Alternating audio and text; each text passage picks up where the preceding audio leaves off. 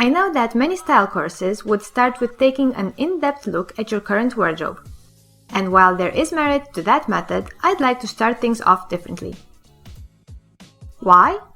Well, because think about it, personal style is just that, personal. It's related to your own individual person, which made me think it makes a whole lot more sense to dedicate the first lesson to better understanding ourselves, to discovering and ultimately appreciating our bodies and our physiognomies, and to knowing how to bring out the best in them. Now, to make it clear, the purpose of your personal style is to serve you, never the other way around. So in regards to purely your physical appearance, that means the purpose of your personal style is to highlight your favorite attributes.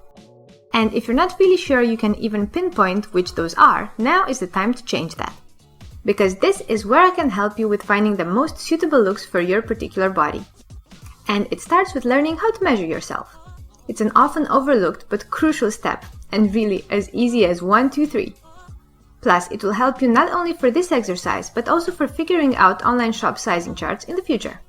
So, first things first. Wearing just an unpadded bra and underwear, or as I did for the purpose of this video, a body skimming top and pair of leggings, you need to measure the following areas. Around your shoulders, have someone help you out there. Underneath your bust, over the fullest part of your bust, around the thinnest point of your waist, at your high hip, over your hip bone, over the widest point of your hips.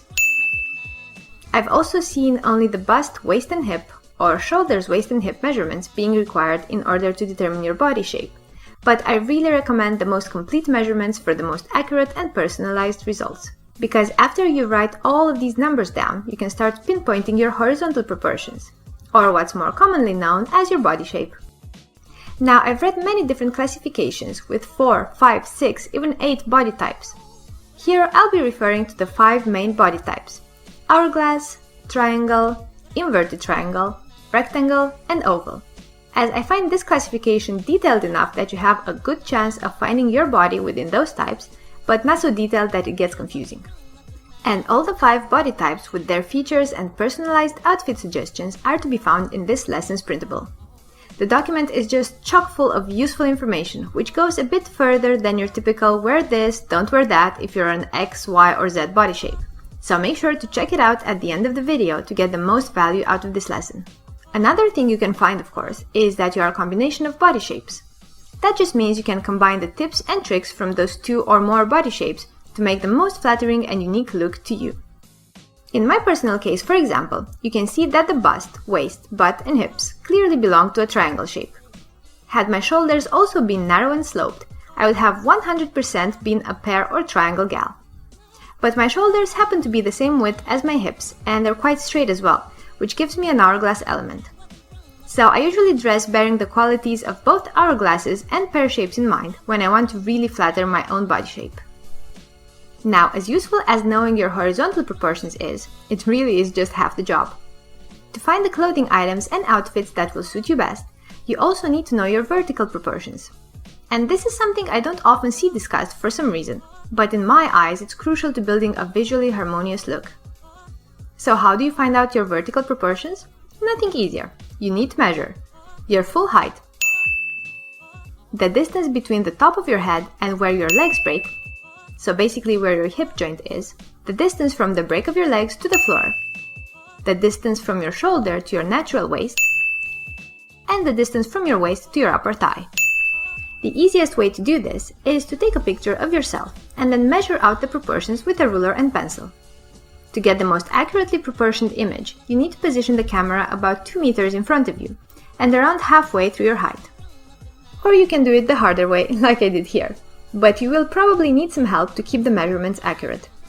Based on these numbers, you will find that you have either a balanced body, where your torso and legs have an equal length, a short torso with long legs, or a long torso with short legs. Now, I'll send you again to the printable, where you will find your vertical body shape and the outfit recommendations for you. Of course, ideally, you would combine the suggestions for both horizontal and vertical body types in order to find the looks that will sit best on your body. And please keep in mind, these are suggestions for helping you look visually proportional.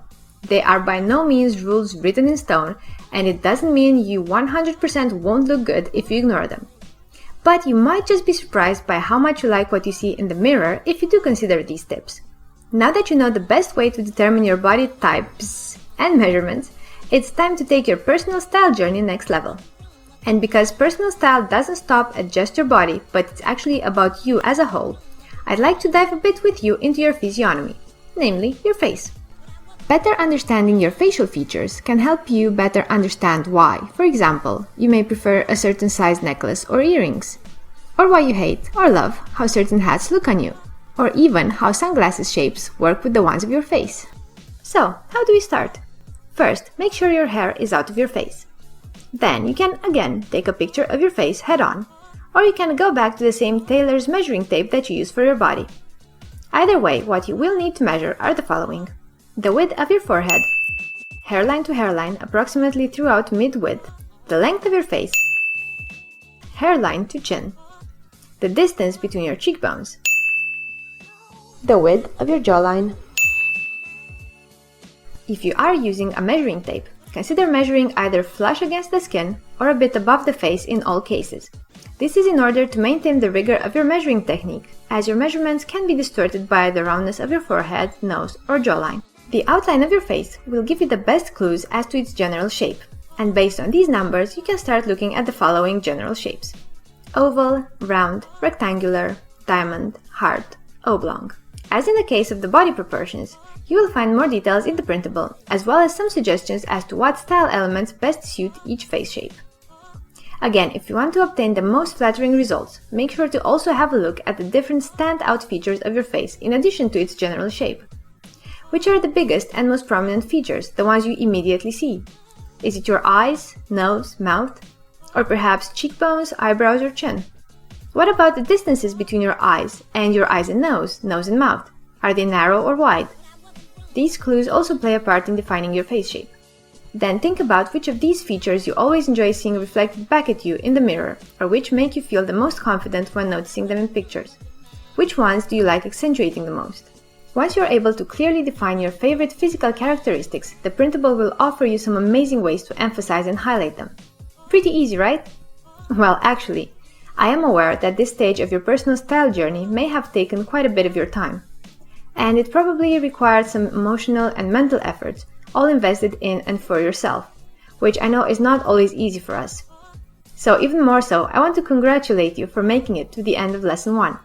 You've just completed a huge first step and are now hopefully seeing yourself more clearly and your attributes in a better light. Time to make your way to Step 2.